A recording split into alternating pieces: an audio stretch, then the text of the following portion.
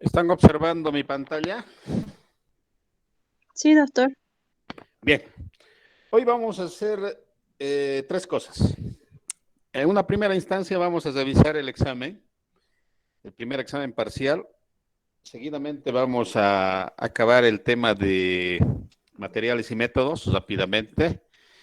Y finalmente vamos a revisar un poco lo que es el cálculo del tamaño muestral y el muestreo utilizando el Excel y sobre todo el EPIDAT. Bien. Tenemos acá el examen, primer parcial, tenemos el patrón, entonces voy a ir explicando y cuando tengan alguna duda, alguna pregunta, lo único que tienen que hacer es hablar.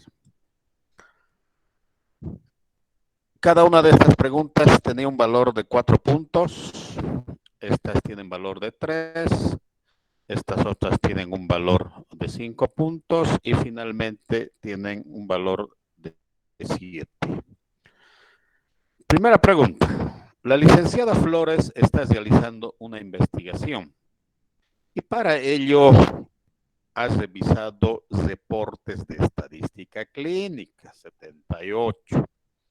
¿Esta actividad a qué etapa del proceso de investigación corresponde? Miren, está recolectando información. La recolección de información corresponde a la etapa de trabajo de campo. No se olviden, eso también les he explicado. ¿No? La primera etapa es esto. Identificas la idea, tema, definición del problema. Ustedes ya han hecho eso, ¿no? Han revisado la literatura estoy hablando. Se han reunido entre ustedes, han observado la realidad, han dicho yo he visto esto allá, yo he visto esto por este otro lado, a mí me preocupa este otro, ya han hecho esto. Luego se hizo un plan de trabajo, que están haciendo en este momento un plan de trabajo.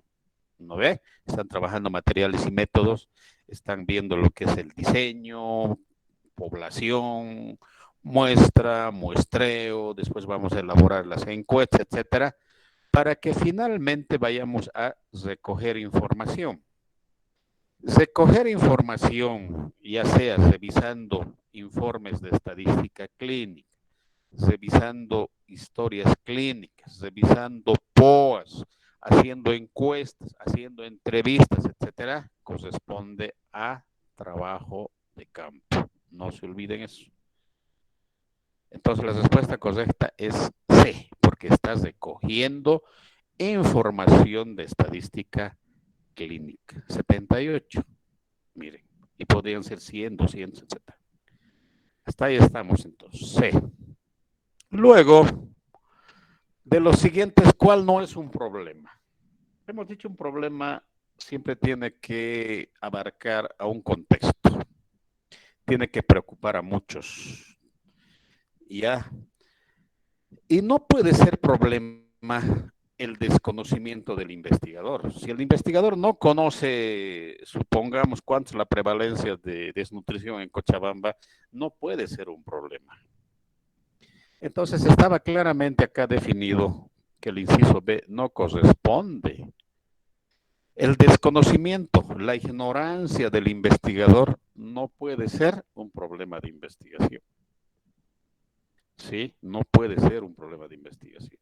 Que vaya a estudiar el investigador, por eso les había dicho en reiteradas ocasiones, no se investiga lo que no se conoce.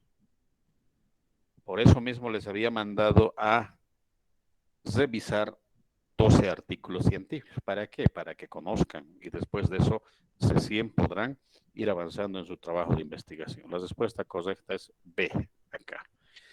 A es problema porque hay algo que preocupa. Hay alta prevalencia, hay muchos casos de anemia. Eso preocupa a muchos. Alta incidencia de anemia también. muchos casos, ese sí es un problema, hay que buscar de resolver.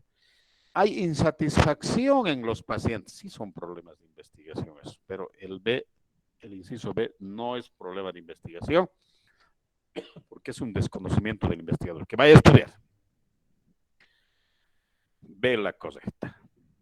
La siguiente pregunta. La licenciada Romero ha seleccionado, dice, por conveniencia, porque le conviene, a 384 estudiantes y con ello ha conformado una muestra. ¿Sí? ¿Qué se llama este procedimiento de seleccionar gente para conformar muestra? Es muestreo. Es muestreo. Porque el cálculo ya está hecho, 384 ya está hecho el cálculo. Lo único que ha hecho es ha seleccionado a las 384 personas que van a ser parte de la muestra. Respuesta correcta A. Un estudiante desea redactar un párrafo. Está elaborando su trabajo de investigación.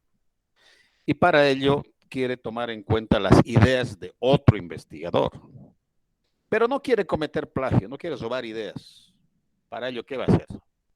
¿Muestreo? No, ya hemos dicho que el muestreo es seleccionar gente. Estadística, no, esto es para procesar datos. Hacer cita tampoco, textual, dice, no, es copia.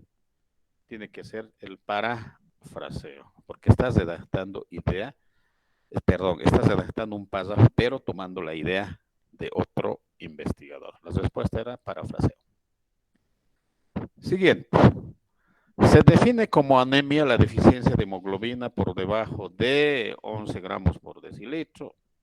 Esta afirmación debe ser incluida ¿en dónde va a entrar un texto que me hable de definiciones, que me hable de teoría? ¿En la introducción?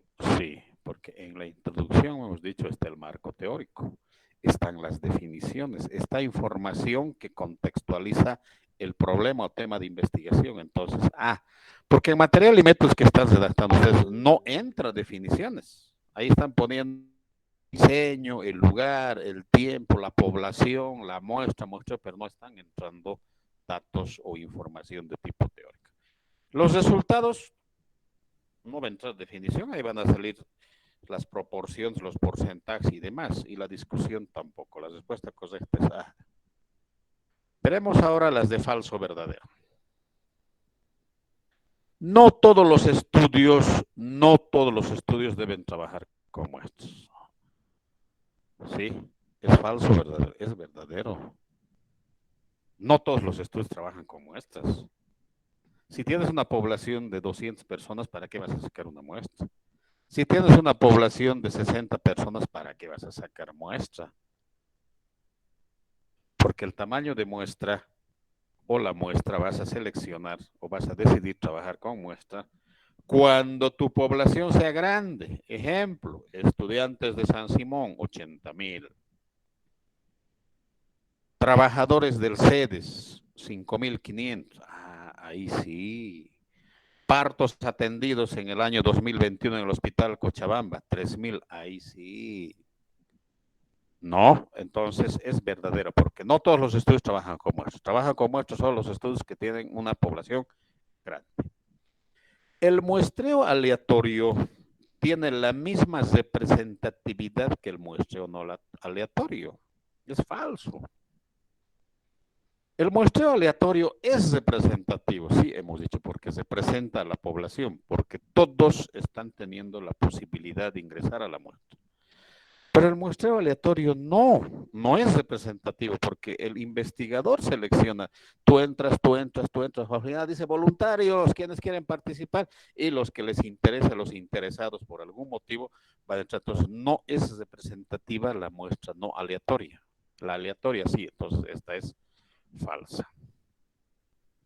Las preguntas con respuestas obvias son buenos problemas de investigación. Falso. Si la respuesta ya la sabes, ¿para qué vas a hacer la investigación? Es como si yo me preguntaría o formularía mi pregunta en el sentido, ¿habrá desnutrición en Cochabamba? La respuesta es sí. ¿Habrán reprobado algunos estudiantes el primer examen parcial de investigación? Con mucha seguridad les puedo decir que sí. ¿No? ¿Habrán estudiantes universitarios que se benefician del comedor universitario? La respuesta es sí. ¿Habrá gente que tiene alguna orientación política? La respuesta es sí. ¿Habrá estudiantes interesados en seguir un curso de, digamos, de no sé qué, que les interese mucho? Entonces, esas preguntas que tienen respuestas obvias no son problemas de investigación. Por lo tanto, esto es falso. Solicitar permiso para realizar una investigación es un objetivo. Falso también. ¿Quién hace investigación para pedir un permiso? La investigación se hace para obtener conocimiento. Evidentemente, en el proceso puedes solicitar permiso para hacer algo, pero ese no es el objetivo de la investigación, ese es el medio.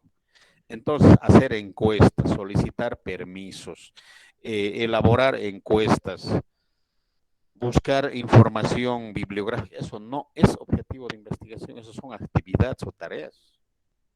El objetivo de investigación es generar conocimiento nuevo, no se olvide. Falso también. La siguiente, la redacción científica tiene el propósito de emocionar a los lectores. Imagínense el lector emocionado, pendiente del artículo, a ver qué sigue. No, eso lo hacen las novelas, las poesías, la redacción literaria hace eso.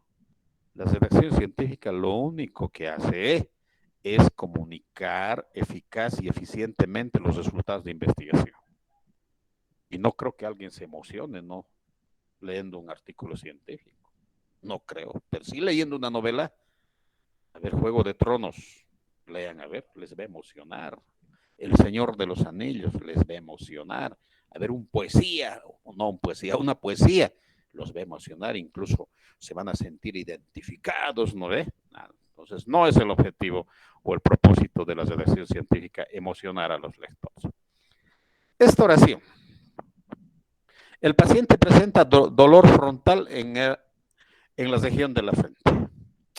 Dolor en la frente. Acá hay pues redundancia. Región frontal de la frente. Está sobrando esta palabra. Lo único que puedes poner en la región frontal y listo, está sobrando. Esto, en la región frontal. La región frontal está pues, en la frente, no va a estar la región frontal en la espalda. O lo cambias de alguna forma, algo está sobrando. Listo. Directamente así. Lo borro esto. Ah, entonces quiere decir que no cumple con los principios. Hay redundancia. No cumple, no es claro, no es breve. Porque hemos dicho que uno de los principios es la brevedad, ¿no ve? Es decir, con el menor número de palabras, sobrando palabras. Entonces, por lo tanto, es verdadero. Preguntas de complementación. La licenciada Meneses está realizando una investigación para resolver el problema de la alta tasa de anemia en pacientes hospitalizados. Este tipo de investigación se llama aplicada, porque la investigación científica aplicada es la que tiene como propósito contribuir a resolver problemas, mientras que la básica tiene su propósito de contribuir al avance del conocimiento por el conocimiento. Y el ejemplo que les ponía, ¿no ve? Habrá agua en Marte. A ver, investigar, ¿para qué me sirve saber si hay agua en Marte? Probablemente me sirva después, eso es una investigación básica, no es investigación que genera conocimiento por el conocimiento. Entonces acá es investigación aplicada, porque está orientada a resolver problemas. Una investigación científica termina cuando, no termina pues cuando has acabado los resultados, ya tienes la discusión, cuando se publica o comunican los resultados. No te olvides, no se olviden que esta investigación responde a problemas, pero no problemas del investigador, sino problemas de la sociedad. Entonces, si la investigación ha tenido su origen en algún problema de la sociedad, de alguna institución, etcétera, o de un grupo de personas, los resultados deben volver pues ahí. Porque no te sirve a vos los resultados, sino le sirve a la comunidad científica sobre todo. Entonces, toda investigación termina cuando los resultados se han publicado o se han comunicado. ¿Cómo comunicado? Lo has defendido, lo has sustentado, has ido a un congreso, a un seminario, no sé qué, y ahí has mostrado los resultados. Ah, ahí termina. Incluso otros dicen, otros autores que ya avanzan un poco más y dicen que una investigación científica termina cuando los otros investigadores han comprendido esa investigación y sus resultados se están aplicando. Pero nosotros nos quedaremos acá, con que se publican o se comunican. Las teorías que sustentan la investigación, ¿en dónde están? Aquí había un ejemplo, ¿no ve? En esto. Miren, esto es teoría. Y era A. Entonces, quiere decir que la respuesta correcta era A. Las teorías que sustentan la investigación son parte de qué? De la introducción, material y métodos, resultados, discusión. De la introducción. Ahí está. La oración. Se realizó un screening de pacientes para detectar anemia. Si tiene un error de redacción que se llama, ¿qué se llama pues, el error cuando le pones pues palabras en inglés habiendo traducción? Se llama pues, anglicismo. Les había dicho, no puedes utilizar palabras en inglés cuando hay una traducción en el español. No puedes utilizar OK, link, el link, porque no utilizas enlace. Y en este caso, screening, su traducción al castellano es tamizaje. Eso utilizamos en epidemia, pero por algún motivo screening utiliza. Entonces el error es el anglicismo. ¿Cómo conformamos la población de estudio? ¿Se acuerdan que les había dicho, tienes el universo población diana y de ahí puedes bajar a tener una población más chiquita? Los criterios de selección, que pueden ser de inclusión o de exclusión. Seguiremos. 7 puntos cada una de ellas. Menciona y justifique el diseño de su investigación. Ya. Entonces acá tengo un objetivo que dice evaluar el estado nutricional. Este es mi objetivo. Entonces el diseño es descriptivo transversal. ¿Por qué es descriptivo? Ya hemos dicho y les he recomendado y les hice un ejemplo también. Es descriptivo porque solamente se describen las variables. Nada más. Es descriptivo porque vamos a describir las variables. Eso será en función al trabajo de investigación que están haciendo. Y es transversal porque no hay seguimiento, ¿se acuerdan? No hay seguimiento. Y porque todas las variables representan un momento en el tiempo. Es decir, los recogemos de forma conjunta, todos los datos o la información. Por eso decimos de que es un estudio transversal. Eso deberían haber escrito de acuerdo a su trabajo. 3 diferencias entre muestreo aleatorio y no aleatorio. Creo que así también había otra pregunta. El muestreo aleatorio es representativo. Representa a la población, porque el azar es el que ha seleccionado a la gente. Mientras que el no aleatorio no es representativo. Primera diferencia. Segunda diferencia. El muestreo aleatorio, el azar es el que selecciona a las personas. El azar, la suerte, el destino, el sino, díganlo como sea.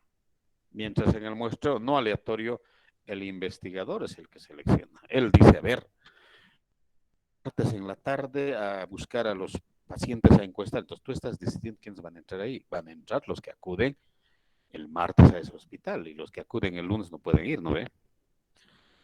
Segunda diferencia. Tercera diferencia. En el muestreo aleatorio, todas las unidades tienen la probabilidad de ser parte de la muestra. Todos. Es como la lotería, ¿se acuerdan? Si te compras un billete de lotería y el otro también se compró, el otro compañero se compró un billete de lotería, los dos tienen la misma probabilidad de ganarse el premio mayor. Y si son 200 los que han comprado ese billete, los 200 tienen la misma probabilidad de ganarse una lotería. Entonces, la misma probabilidad. Mientras que en el muestreo no aleatorio, no. Algunos tienen la probabilidad y algunos no. Ejemplo. Muestra o muestreo por voluntarios. ¿Quiénes tienen más probabilidad? Los voluntarios. Y los que no les interesa esa investigación no tienen probabilidad porque no van a manifestarse para participar en ese estudio. Redacte un párrafo con la idea central. La obesidad en la infancia y en la adolescencia es cada día un motivo de consulta más frecuente. Incluso acá se los puse, ¿no? Con su ojitos a la oración principal. Y hemos dicho que la oración principal generalmente va al inicio. Acá está. Después tenemos las oraciones de argumento. Van al medio. Acá tenemos 3 oraciones de argumento porque me están pidiendo 3. Aquí está 3, me han pedido. Qué malo ese docente, ¿no? Me complica la vida, me pide 3. Entonces acá está la primera, que dice el consumo de comida chatarra y el sedentarismo están aumentando, está justificando esto. Que hay ausencia de políticas de prevención de la obesidad, la segunda oración argumentativa. La tercera es un ejemplo que dice en el Hospital Cochabamba el número de personas con obesidad se había aumentado en un 42% en 2 años. Y finalmente está la oración conclusiva, que está con verde, que dice que el gobierno debería generar políticas públicas para disminuir la frecuencia de la obesidad en la infancia y la adolescencia. Y también ese docente me ha pedido que utilice palabras de enlace. Y las palabras de enlace están acá, con este colorcito. Debido a, es una palabra de enlace. Además, otra palabra de enlace. Por ejemplo, palabra de enlace y una palabra que sí es, ¿no? Por todo lo anterior, es otra palabra de enlace para ciencia. Entonces, esta pregunta también estaría resuelta. Parafrasee el siguiente párrafo. Facilito, podrían cambiar esto, listo. Aunque sea el que le cambien esta palabrita que dice individuos, ya, pónganle personas y has resuelto tu asunto. Miren, individuos por personas lo cambian. Acá también tienen 2 veces más riesgo y le cambias el doble de riesgo. Listo, resuelto tu asunto de la forma más sencilla. Porque no se olviden que el parafraseo es sustituir palabras, no hacer una redacción propia considerando la idea del autor anterior y nada más. Redacte un párrafo, la última pregunta. Redacte un párrafo con cita directa, es decir, copia, dentro del párrafo y con énfasis en el autor. Listo. Entonces quiere decir que dentro del párrafo tiene que ser una copia fiel del texto y tiene que ir entre paréntesis. Y si tiene que tener menos de 40 palabras. A ver, esta cita, ¿cuántos tiene? A ver, esta debe tener 25. ¿Dónde se ve esto? Revisar. Contar palabras, 24 palabras. Está bien. Tiene que ir entre paréntesis. Sí, perdón, entre comillas. Está bien. Aquí está en la cierre. Está bien. Dice énfasis en el autor. Ah, entonces tenemos que iniciar con el autor. Y tiene que estar dentro del párrafo. Entonces aquí hay un ejemplo, ¿no?, de una tesis que escribí hace tiempo. Los hospitales de segundo y tercer nivel de atención en Bolivia son fragmentados. Esa es la introducción al párrafo. Ahora viene la cita. A decir de Ventura, aquí está énfasis en el autor, y aquí está el año y la página, y está la copia textual. La fragmentación es entendida como la atención no articulada entre varias unidades operativas, servicios o establecimientos que pertenecen a un mismo sistema de salud. Entonces ustedes tenían que hacer eso, pero considerando el artículo que estaban trabajando. Y si algún estudiante o algún estudiante ya había aprobado la materia, podía haber hecho este mismo ejercicio con el artículo que ha escrito en el semestre anterior o algún ejemplo que se le ocurra. A mí me interesa sobre todo esta redacción, que esté dentro del párrafo, que esté entre comillas, que tenga menos de 40 palabras y que la cita tenga o esté con énfasis en el autor, el apellido fuera del párrafo, perdón, del paréntesis, y entre paréntesis el año y la página. Esto sería el examen. Si se dan cuenta, es súper sencillo.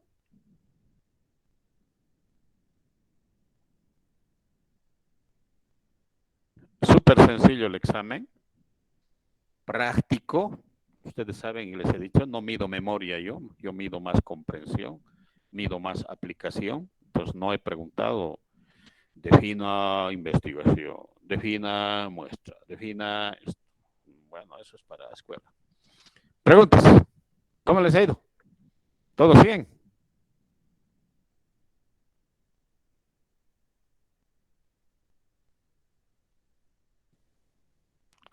¿Preguntas? ¿Se ha cortado la conexión o qué? Hola. Se escucha bien, doctor.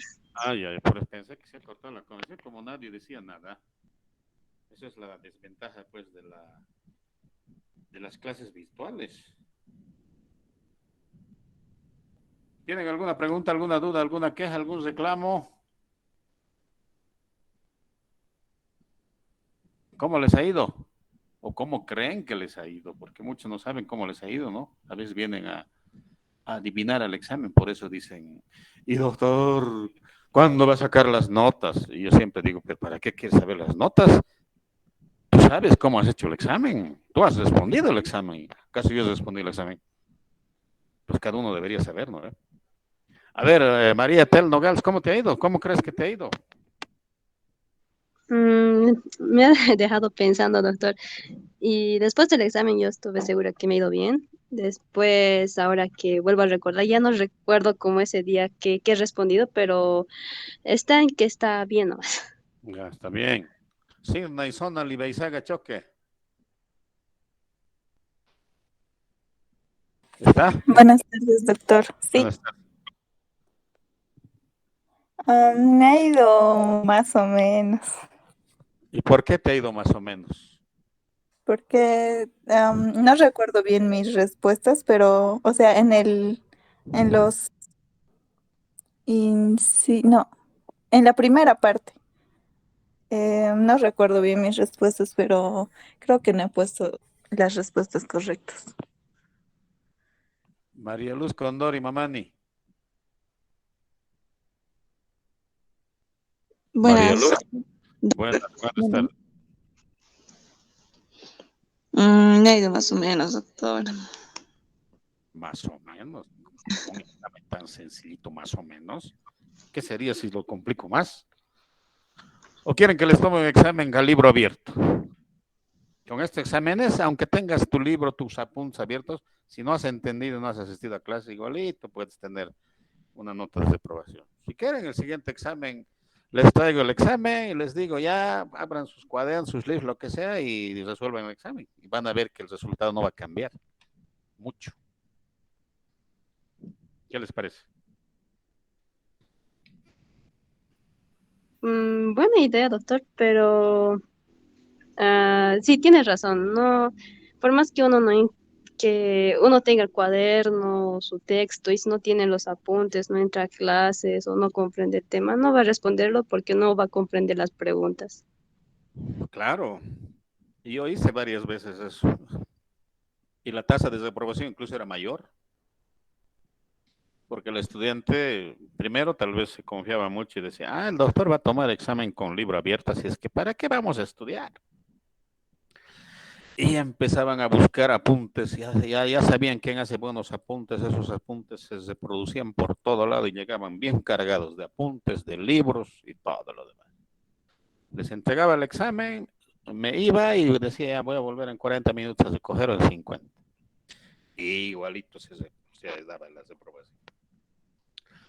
Entonces es una muestra de que estamos memorizando más, parece, antes de comprender, ¿no? Y la muestra y la respuesta, ello me lo ha dado Sidney Sonali Beizaga, ¿no? Cuando me dice, no me acuerdo las respuestas. No, los incisos, doctor. ¿Las respuestas cuáles entonces?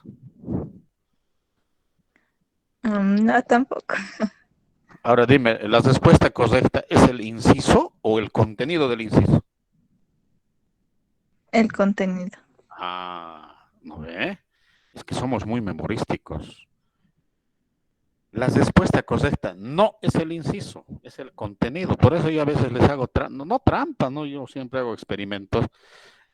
El mismo examen les planteo las mismas preguntas, pero le cambio el inciso. ¿Y saben qué sucede?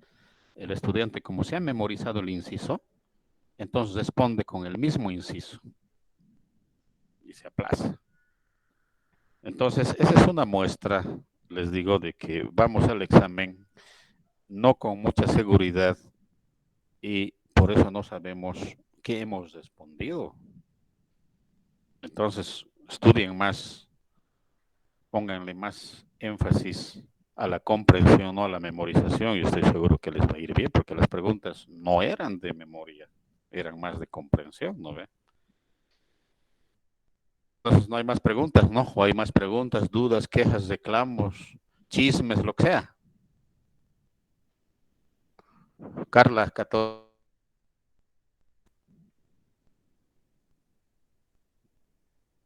Buenas tardes, doctor. Buenas tardes.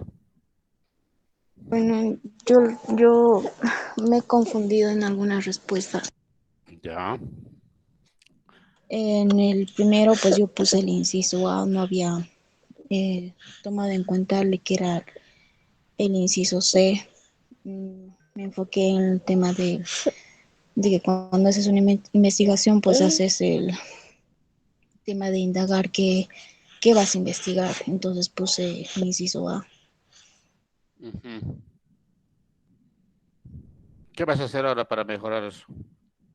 Eh, pues yo creo que enfocarme más en sus clases, o sea, porque según lo que yo había leído o lo que me fijé leí en las diapositivas, pues estaba segura que era el inciso A.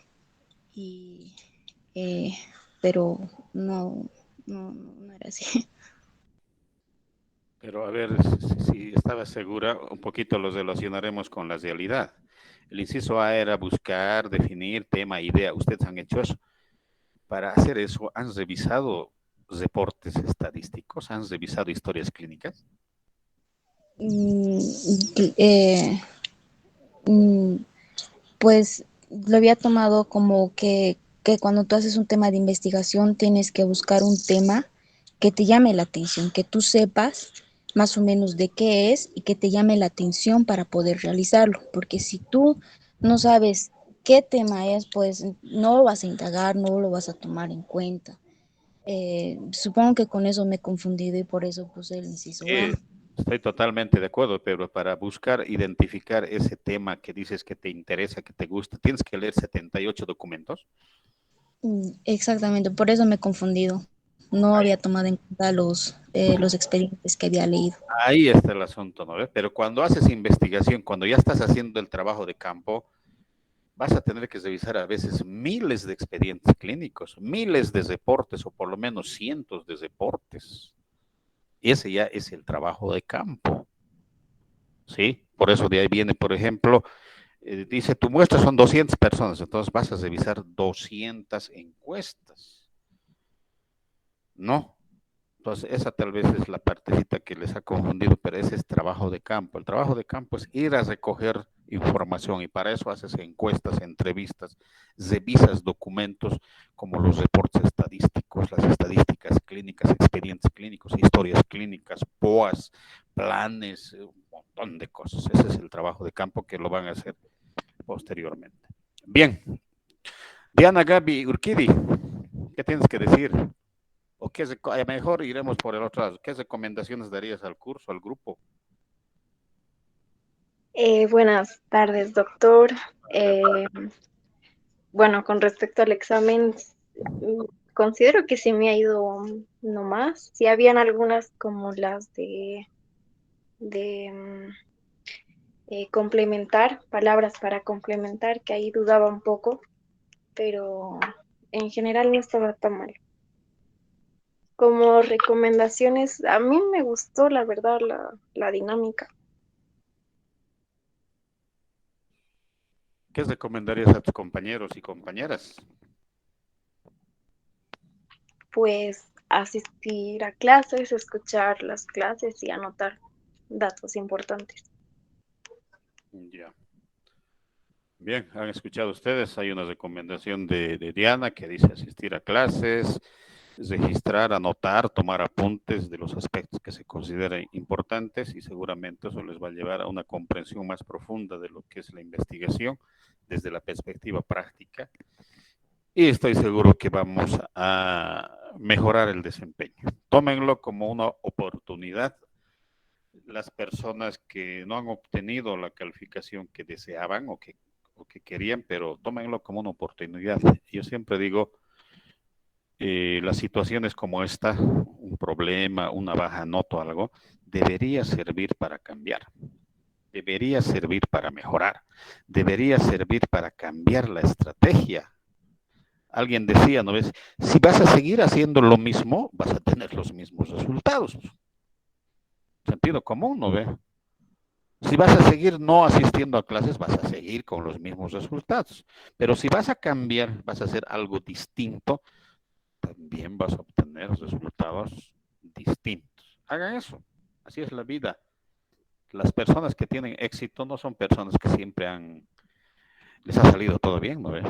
Son personas a veces que por detrás traen una historia de fracasos, de problemas, de dificultades, etcétera, etcétera, porque así es la vida. Ya, esas situaciones deberían fortalecernos, deberían llevarnos a hacer las cosas de forma distinta. Hagan eso. Bien. Revisaremos ahora lo que es el EPIDAT para calcular tamaño muestral y para seleccionar muestras, es decir, hacer el muestreo. El EPIDAT, por si acaso, están observando mi pantallita de EPIDAT. Sí, ¿Observan? doctor. Sí, doctor. ¿Sí? EPIDAT, aquí así ustedes pueden ver, EPIDAT dice, es un programa estadístico, programa de análisis epidemiológico de datos de distribución libre y gratuito. Ustedes buscan en el internet instalador EPIDAT y lo van a instalar. No tiene mayor problema. Súper sencillo. Ustedes solamente el EPIDAT por ahora van a manejarlo para calcular el tamaño muestral y para hacer el famoso muestreo, es decir, cómo selecciono a las personas que van a ser parte de mi muestra. Entonces me voy a módulos, y en módulos me voy a ir a muestreo. Y en muestreo voy a trabajar con estas dos primeras alternativas. Cálculo del tamaño de muestra o cálculo del tamaño muestral y el muestreo. Sí, solamente esas dos. Que ustedes sepan manejar esas dos variantes, ya estoy satisfecho. Y cuando calculan el tamaño muestral, no vamos a trabajar con contraste de hipótesis. Este contraste de hipótesis generalmente se utiliza para estudios experimentales, etcétera. Como estamos haciendo netamente estudios descriptivos, nos vamos a dedicar a trabajar con intervalos de confianza. ¿Y qué intervalos de confianza? Dependerá de lo que estoy estudiando. Generalmente buscamos nosotros proporciones, ¿no?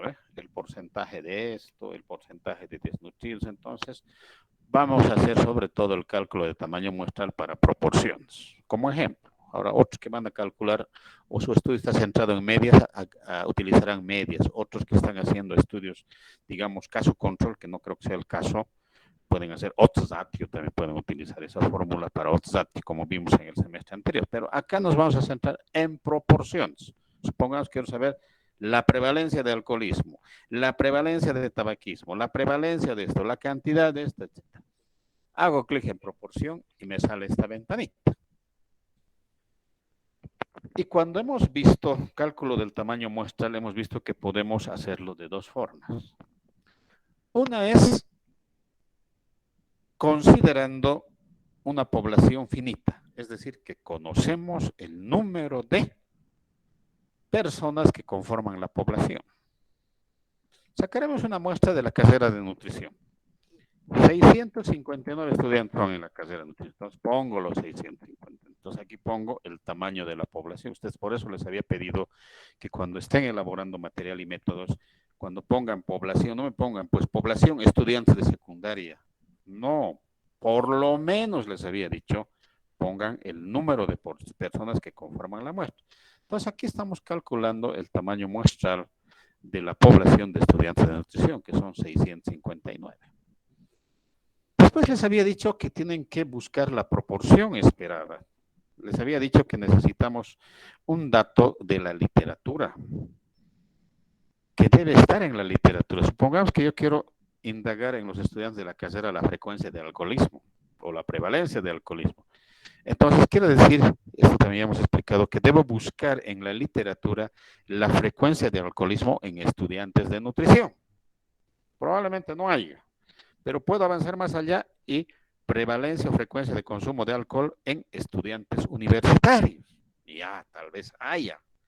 No he encontrado en estudiantes universitarios. Entonces, acaso y busco prevalencia de alcoholismo en la población en general. Entonces, tengo varias posibilidades. Para eso les he mandado a buscar artículos. Y si no encuentras esa prevalencia, esa frecuencia, esa proporción esperada, le pones 50. Eso es explicado, ¿se acuerdan? 50. Nivel de confianza. Ya les había dicho, el nivel de confianza en el cual se trabaja en investigación biomédica es 95%. No puede ser menos. Pues pónganle 95. Ahora si quieren pónganle más, pero les va a salir una muestra más grande. 95 nos vamos a quedar. Listo. Ahora, el ESOR. ¿Cuánto de ESOR le vas a poner? Ya, el doctor Ventura ha dicho entre 3 y 6. Ya, listo, le voy a poner 3 como mínimo. Y como máximo 6 y voy a ver qué me sale. ¿Sí? 6. Como 6 y el incremento que sea de 1, en 1 que vaya. Que se incremente. Lo único que hago es calcular y ya tengo mi tamaño muestra. Listo. Miren. Están observando, ¿no? Sí, doctor.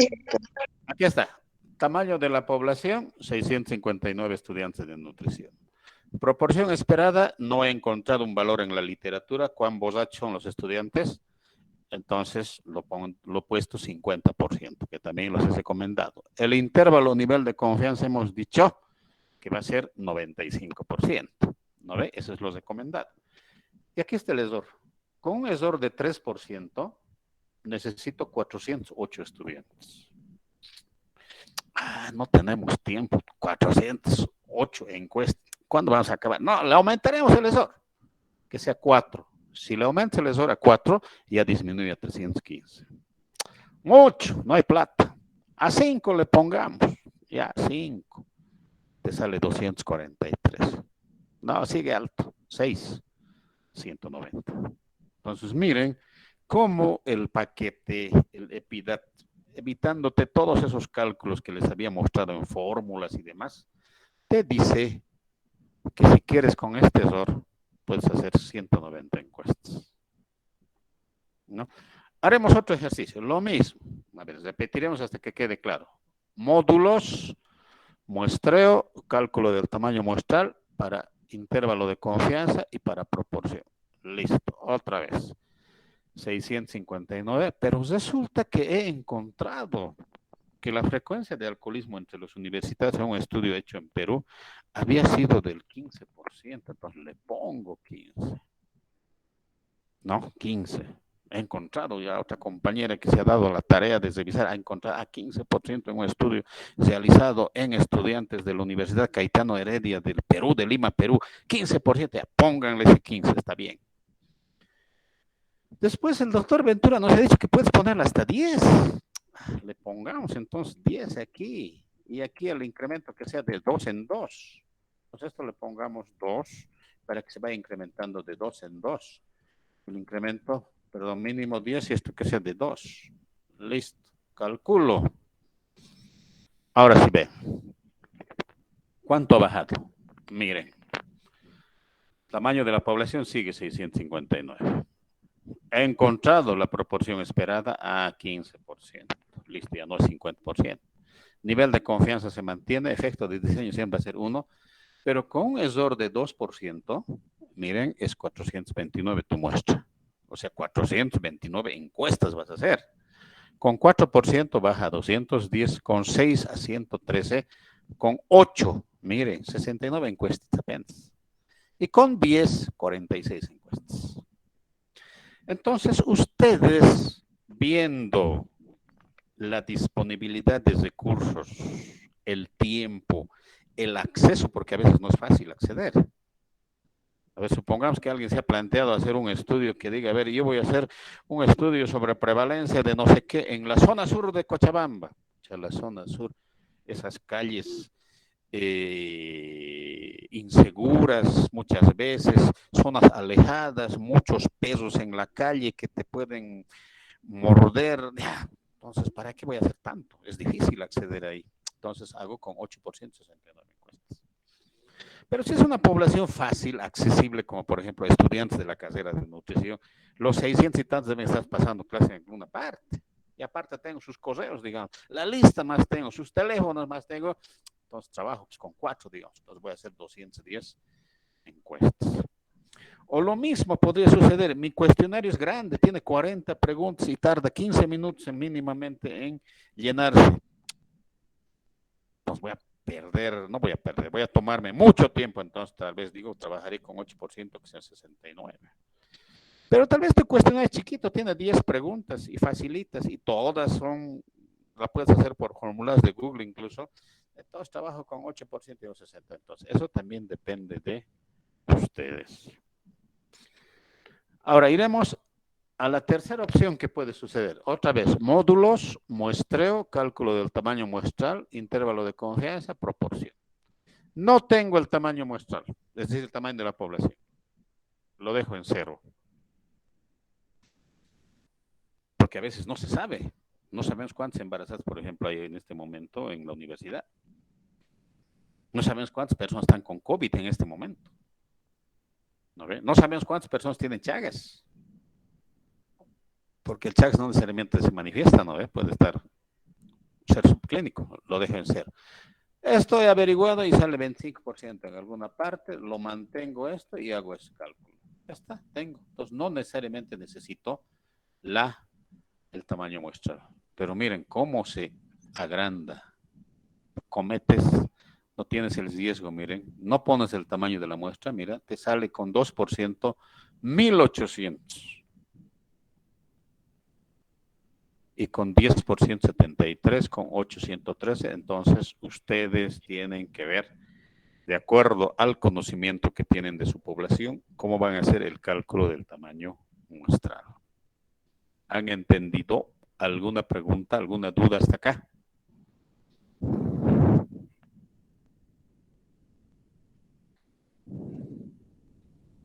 ¿Se han ido otra vez o qué ha pasado? Doctor, una pregunta. Este formato nos puede pasar o cómo podemos obtenerlo? Busquen en el internet, instalador, Epidat, y lo descargan y está listo. Hoy en día es así la tecnología. Todo está en la red. Pues no tengo que pasarles yo. Busquen, instalen en su máquina y van a tener. ¿Ya? Ahora, si quieren, váyanse a las tiendas donde venden instaladores. Oquendo y Jordán. Ingreso principal a la San Simón. Instalador Epidat. Instalador Epidat. Ahora, si ustedes son buenos compañeros, como creo que son, estoy seguro, uno de ustedes seguramente tiene muchas habilidades para ingresar al internet, buscar aplicaciones o programas e instalar. Agarra, se instala en su máquina y luego les pasa el enlace a ustedes y resuelto el asunto.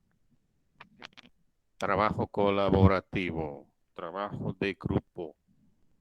Estoy seguro que muchos de ustedes lo saben manejar esto del internet, redes sociales, aplicaciones, programas mejor que yo. Ustedes han nacido en esto. Cuando yo era estudiante no había, todo era en papelito, con reglita y lápiz de color hacíamos gráficos.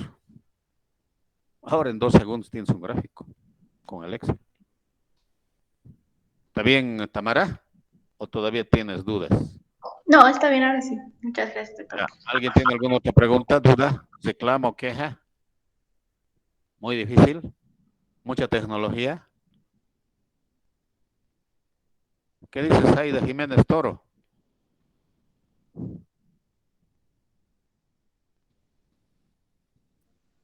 Sí, doctor. ¿Qué dices? ¿Vas a poder buscarte el instalador, instalarlo y hacer los cálculos del tamaño muestral? Sí, se va a poder, doctor. Ya, listo. Así me parece muy bien. Cuando uno quiere, lo hace. El primer paso para ganar es decir, lo voy a hacer. Ahora haremos el muestreo.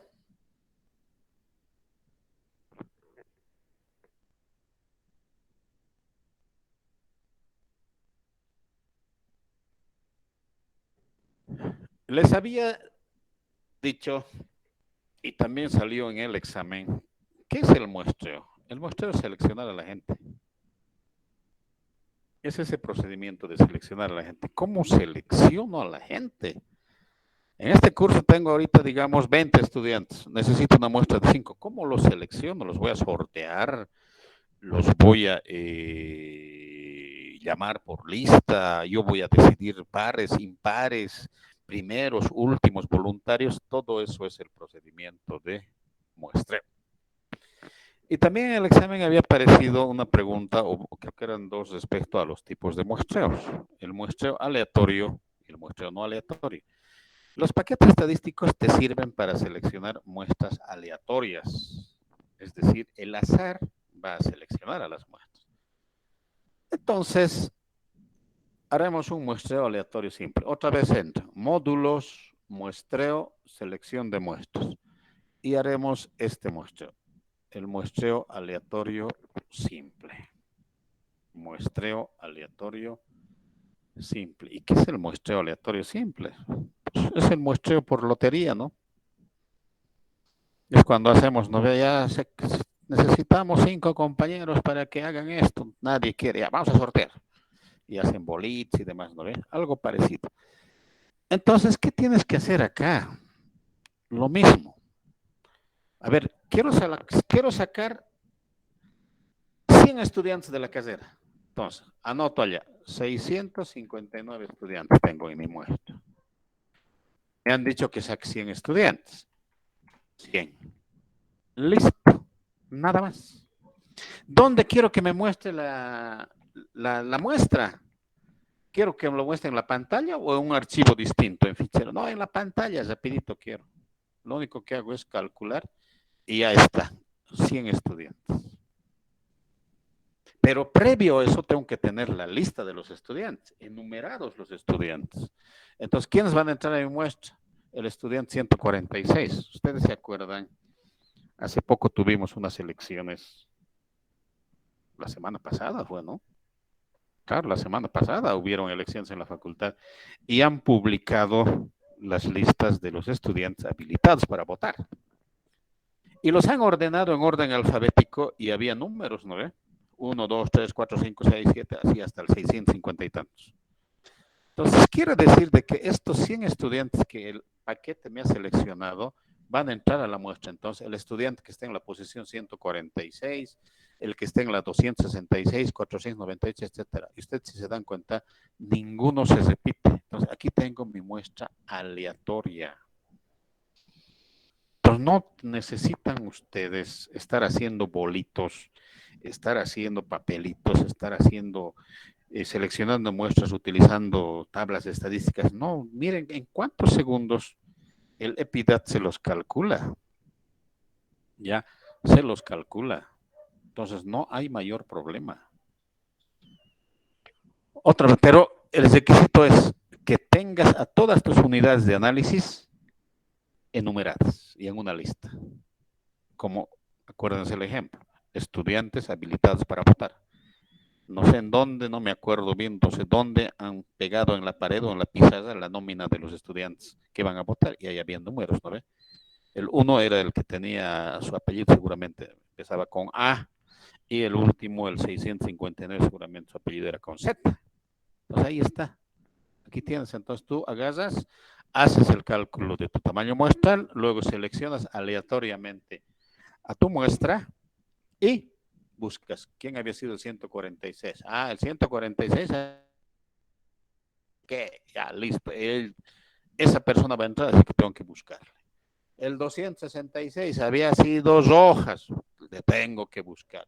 El 66 había sido Dalense, y tengo que buscar a los 60 y a los 100 estudiantes para que sean parte de mi muestra.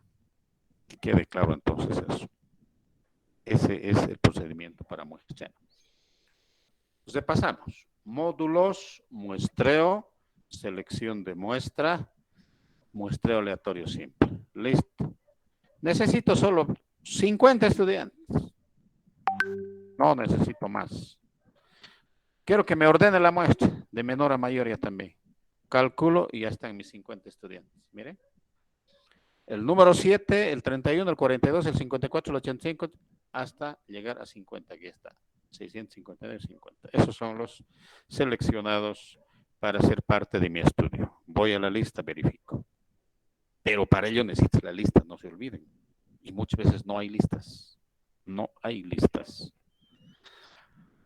Otra forma de seleccionar la muestra es el muestreo aleatorio. Eso es aleatorio sistemático. Y se van a dar cuenta, también necesitamos listas para ello. Módulos, muestreo, selección de muestras y muestreo sistemático. ¿Listo? Sistemático regular, es decir, se va a repetir el intervalo de forma constante. Tamaño de la muestra, 600, y necesito solamente, 100 estudiantes necesito. En pantalla y calcular. Otro tipo de muestreo. Pero si se dan cuenta, a ver, en el muestreo aleatorio simple, la diferencia entre el primero y el segundo es, a ver, 31 menos 7, 24, ¿no? ¿Ven esto? Aquí es 24. 31 a 42 es 9. De 42 a 54 es 12. Entonces no es constante el intervalo. ¿No ve? Acá cuando es el muestreo sistemático, es constante, miren, es 6 la diferencia. 2 más 6, 8. 8 más 6, 14. 14 más 6, 20. 20 más 6, 26. 26 más 6, 32, 38, etc. Esa es la diferencia del muestreo sistemático.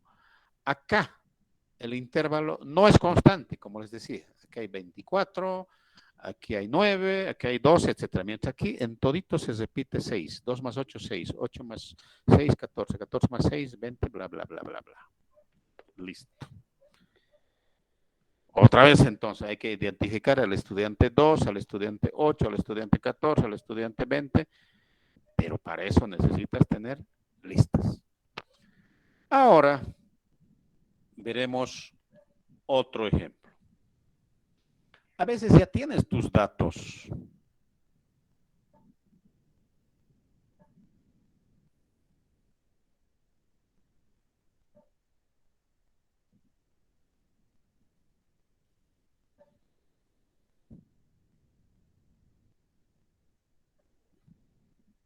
A veces tienes tus datos. ¿Ya estamos observando este Excel?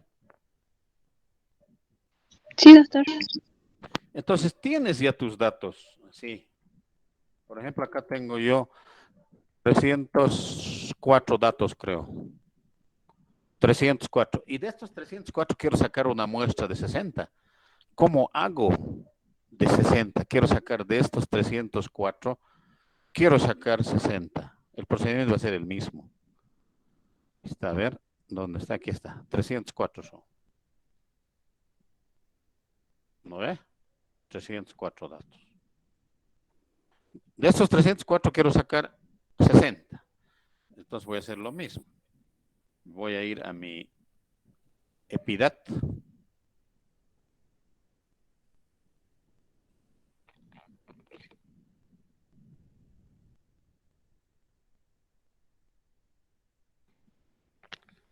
EPIDAT.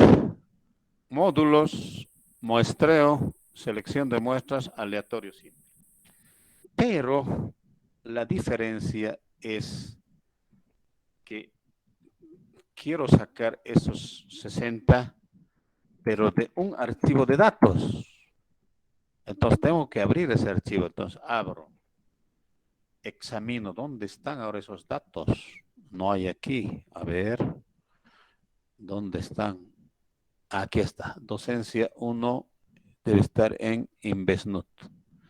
Ahí está. Base de datos diabetes. Entonces abro y ahí está buscando los datos.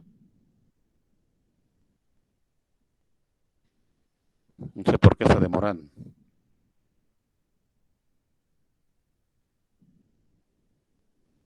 Ya está. Y miren, estaba 0 la población, ahora debería aparecer 304. Vamos a ver si aparece. Aceptar. Aquí está, miren, 304 aparecido. Calcular. Y está. Miren, tamaño de la población, 304. Esa era mi base de datos. ¿Cuánto quiero sacar? 60. Estos son los que voy a sacar. El 5, el 9, el 10. Entonces, quiere decir que a mi estudio van a entrar ya el 5 y el 9, el 10 para empezar, ¿no? Entonces va a entrar de esa base de datos que tengo, va a entrar el 5. Esos van a entrar. El 9. Ese entra a mi estudio. El 10 también entra a mi estudio y así sucesivamente hasta completar los 60. Y tengo mi muestra aleatoria de estos 304 datos. Y lo mismo sucederá si ustedes tienen la base de datos de todos los estudiantes de la carrera, de todos los estudiantes de un colegio, de todos los trabajadores de una fábrica, de todos los presos de una cárcel, de todos los pacientes hospitalizados.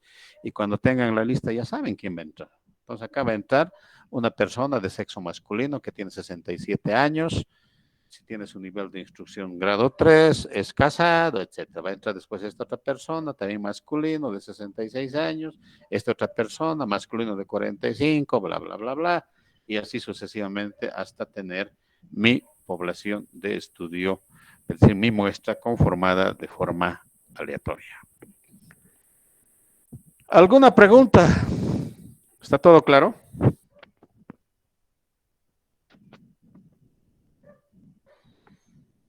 Daniela Cartagena. ¿Ha quedado todo claro? Buenas noches, doctor. Sí, Buenas noches. sí, doctor. Ya, Luis Ángel Apodaca.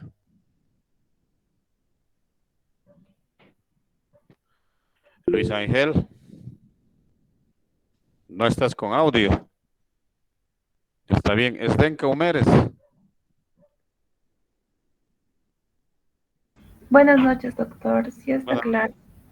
Ya, entonces todos creo que ya tienen las bases suficientes como para que puedan buscarse ese paquete, el EPIDAT. Es uno de ellos nada más. Ahora, si alguien dice, no, ¿por qué yo voy a utilizar el EPIDAT? Yo voy a hacerlo en el Stata. Ya hagan en el Stata, igualito. Es válido. No, yo quiero en el Minitab. Ya hagan en el Minitab. No tengo ningún problema. No, yo quiero el EPINFO. Tienes todo el derecho para hacer en el EPINFO. La cosa es que me digas dónde has hecho. ¿Sí? Y cómo has hecho el cálculo. ¿Cuánto de intervalo de confianza le has puesto? ¿Cuánto le has puesto del parámetro buscado? ¿Cuánto de error? Etcétera. Y tu muestreo también me tengas que señalar. Bien. Completaremos ahora lo que teníamos pendiente del muestreo. Hemos estado trabajando en justamente en el muestreo, ¿no? Entonces enseguida voy a hacer la presentación.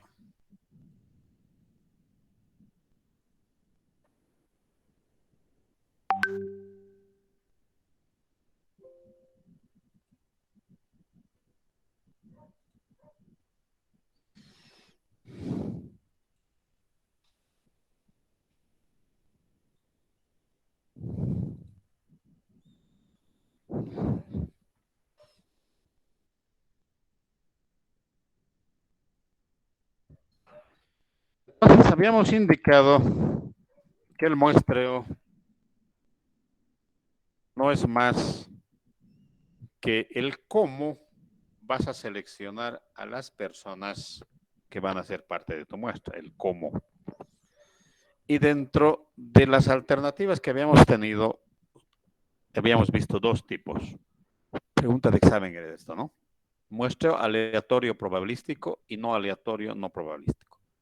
Los paquetes estadísticos, por si acaso, se utilizan para muestras o muestreos aleatorios o probabilísticos. No se olviden eso.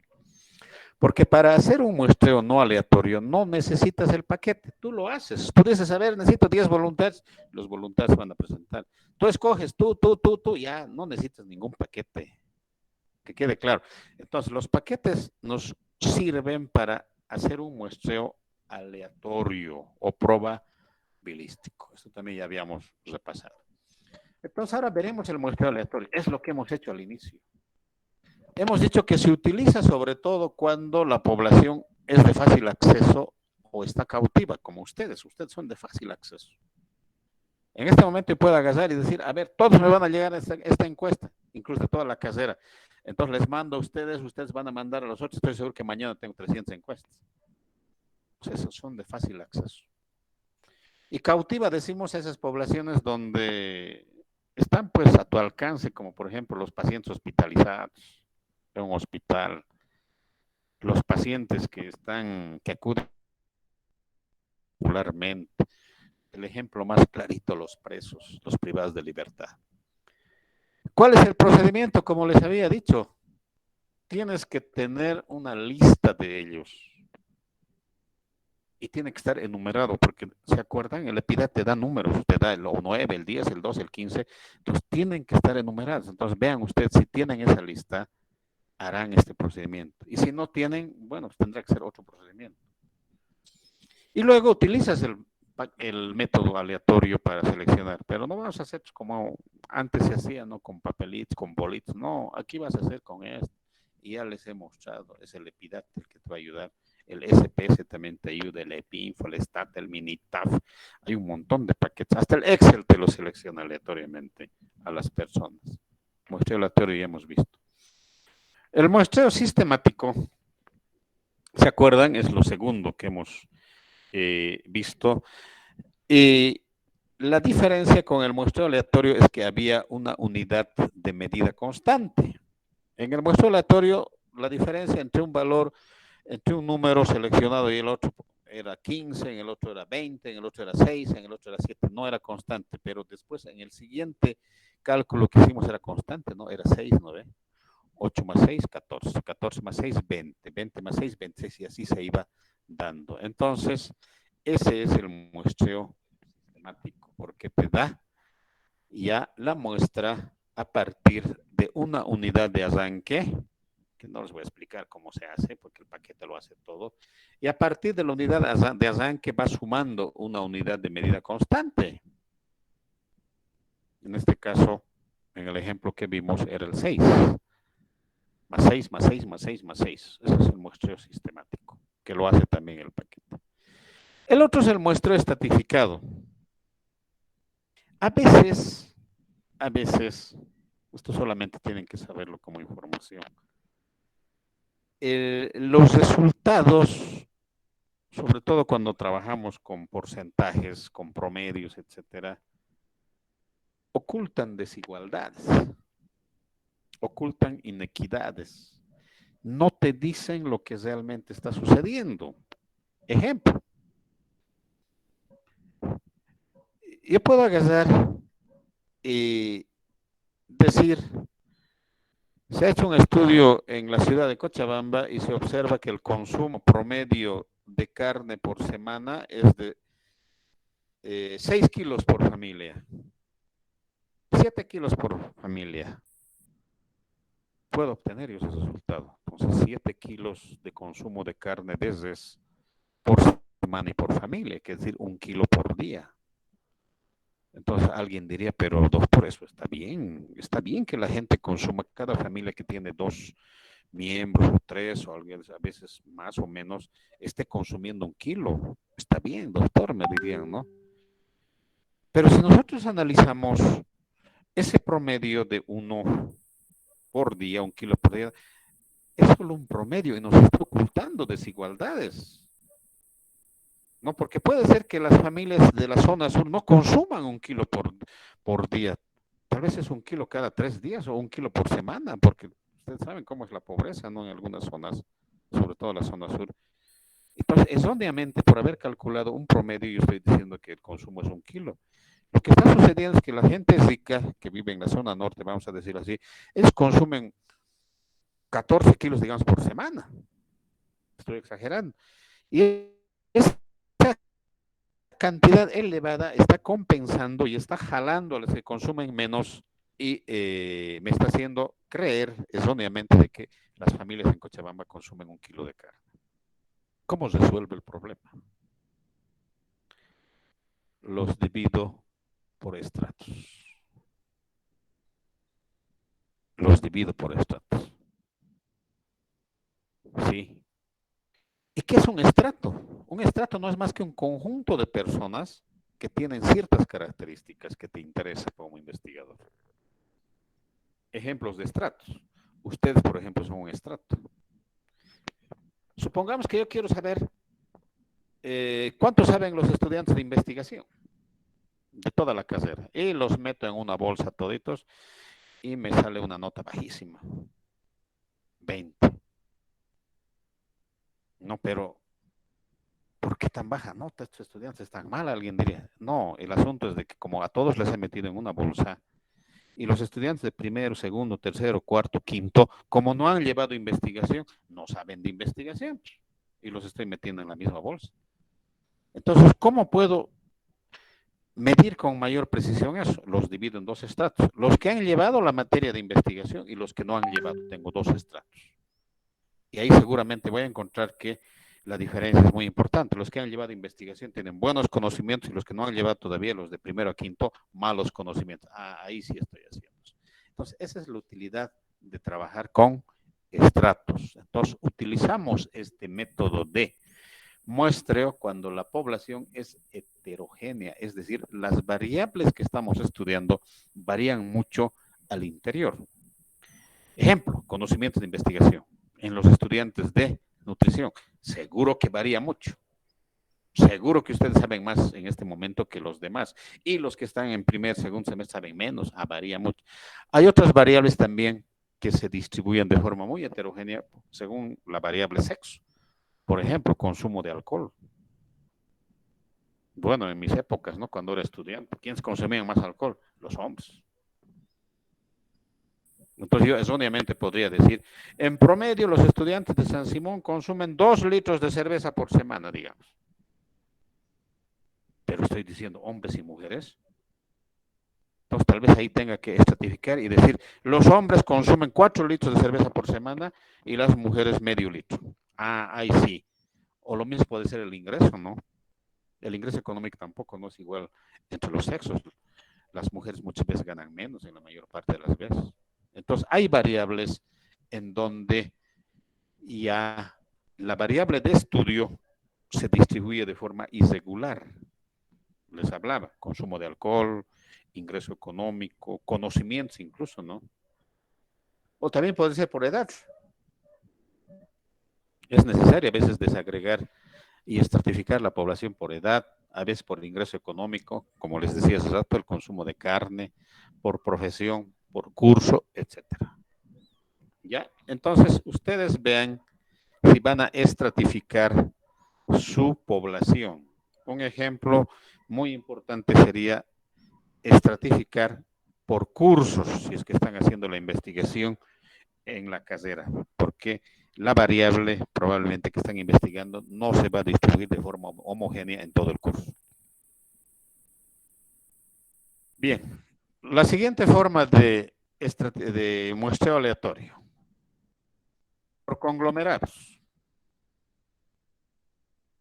Es un muestreo que se utiliza en grandes investigaciones, no creo que ustedes lo lleguen a utilizar muy pronto, donde los conglomerados se van a constituir en unidades muestrales. Ya no van a ser las personas las unidades muestrales, sino van a ser los conglomerados. Por ejemplo, yo quiero estudiar el consumo de energía eléctrica mensual por familia. O sea, ¿cuánto consumen al mes por energía eléctrica? Entonces, no necesito yo hacer encuestas a varios miembros de la familia, sino solamente a un miembro de la familia. Y ese es un estrato. Entonces, una familia me dirá, nuestro consumo es 80 bolivianos, la otra me dirá 100. Entonces, cada grupo de personas que está agrupada en unidades naturales, tú no lo has conformado, tú no los has agrupado, sino naturalmente se han agrupado como una familia, se constituye en un conglomerado. Y ahí tú investigas. Por la pregunta que hacías exacto, por decirles, ¿no? Fuente de agua. No necesitas preguntar al hijo y a la mamá para saber de dónde se abastecen de agua. Suficiente que preguntes a uno, a la madre, ¿de dónde se proveen de agua? Ah, de ese mapa, ya, listo. Pero no puedes preguntar a la madre, al padre, al hijo más. En ese caso no tiene sentido. Lo mismo será el consumo de ciertos alimentos, ¿no? Porque en las familias hay una olla común y esa olla común hace que sea familia, pues porque consumen de esa misma olla. Entonces ahí tú podrías preguntar solamente a una persona qué consume esa familia. Entonces no le preguntarás pues, al hijo, ¿y qué consumes de almuerzo? ¿Y qué consumes de eso? Porque probablemente todos consuman de esa olla. Habrá seguramente algunas variantes. Y la mamá te dirá, esto se consume. Entonces, ese es el muestreo por conglomerados. A veces es necesario trabajar con conglomerados. Y finalmente, una combinación de métodos. Una combinación de métodos que puedes utilizar, digamos, muestreo por conglomerados, después haces un aleatorio simple, digamos. O muestreo estratificado, estratificas los cursos y dices, de primer semestre voy a sacar 20, del segundo voy a sacar 10, del tercero tantos, y seleccionas aleatoriamente mediante lo que es el muestreo aleatorio simple, las personas que van a entrar al estudio del primero, del segundo, del décimo, del tercero, etcétera, etcétera, semestres. Quedaremos ahí. Con eso ya hemos acabado el muestreo aleatorio. Después vamos a entrar al no aleatorio, que es más fácil, ¿no? Y eso segurito que ustedes lo van a hacer. Probablemente todos los grupos de investigación hagan un muestreo no aleatorio. ¿Por qué? Porque es el más fácil, no tienes las listas muchas veces, por eso te facilita. A veces el estudiante no quiere participar y de ahí habíamos dicho de que podías ajustar tu muestra, etcétera, etcétera, pero de acuerdo a lo que vean siguiente, seguramente ustedes decidirán si su muestreo va a ser aleatorio o no aleatorio. Lo más probable es que sea no aleatorio por las dificultades que trae el muestreo aleatorio en el sentido de que la gente a veces no la podemos identificar o no la podemos ubicar. A ver, le sale un estudiante de 10º semestre, se llama Javier Montes. Ahora, ¿dónde anda Javier Montes? ¿Dónde lo ubico? Nadie lo conoce. Tienes problemas, ¿no? O te sale una estudiante, a ver, digamos, Zaida Jiménez te sale. No viene a clase. ¿Dónde vive? Dice que vive en el Chapar, en Entre Ríos. ¿Cómo lo ubicas? ¿Vas a ir a Entre Ríos a buscarle? Difícil, ¿no? Entonces van a pensar ustedes seguramente de acuerdo a la población que están, con la cual están trabajando y van a decidir si el muestreo va a ser aleatorio o va a ser no aleatorio.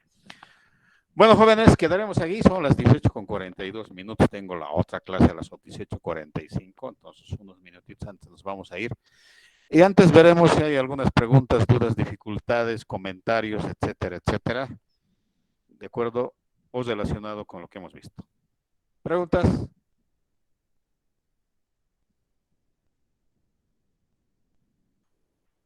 Bueno, Doctor, en cuanto al muestreo aleatorio, ¿cuál sería el más recomendable para que realicemos? Y si es que tuviéramos los resultados, es decir, lanzamos la encuesta y después recién sacar de manera aleatoria quiénes van a ingresar a la muestra, ¿se puede hacer también eso? no, pues vas a perder tiempo, vas a perder recursos. O sea, vos haces las encuestas y de las encuestas quieres seleccionar aleatoriamente a las personas. Sí, sí, doctor. No, vas a perder. A ver, supongamos, tendrías que hacer unas 600 encuestas y de las 650 sacar, de ejemplo de la casera, ¿no? Sacar 100 y de las 100 que entren. Vas a hacer en vano 500 encuestas. Más difícil. Mejor selecciona a las 100 personas que van a entrar a tu encuesta y búscalos, identifícalos. Por eso es que les había dicho, hay riesgo a veces de riesgo de no respuesta, ¿no? Se llama porque algunos no quieren responder o no están disponibles y para eso habíamos recomendado que le agregues un 10 a 15%. ¿Ya? Está bien, doctor, gracias. No hay más preguntas, ¿no? Bien, quedamos acá. Nos vemos entonces, creo que en una semana, porque el lunes es feriado, ¿no? Por el Día del Trabajador. Pero sigan avanzando. Cualquier rato vamos a solicitar que entreguen sus avances de trabajo para que podamos ir corrigiendo. Acabamos de esta parte de material y métodos, nos vamos a dedicar a corregir, hasta que tengamos todo listo para hacer el trabajo de campo y luego procesar los resultados.